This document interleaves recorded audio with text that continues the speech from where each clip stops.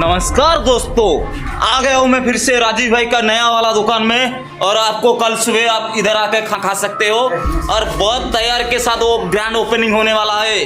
देख लो, नया वाला पीस लाया है। बेंचो चुरा के लाया, खरीद के लाया, पता नहीं, लेकिन लाया है नया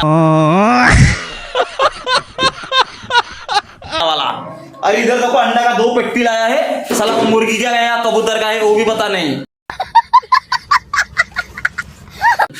और इधर देखो, ये सामान पूरा बर्तन सब नया है, सब नया। आके खा लो और राजीव भाई का होटल का नाम पूरा रोशन कर लो। और ग्रैंड ओपनिंग के साथ आज का वीडियो इतना ही। कल सुबह आकर मैं देखूंगा और खाऊंगा और क्या क्या चीजें वो लेकर आया है और दुकान क्या क्या आइटम नया वो इम्प्रूव किया है और क्या क्या वो आपको खिलाएगा, वो तो आप आने के बाद, खाने के बाद पता चलेगा। Good bye.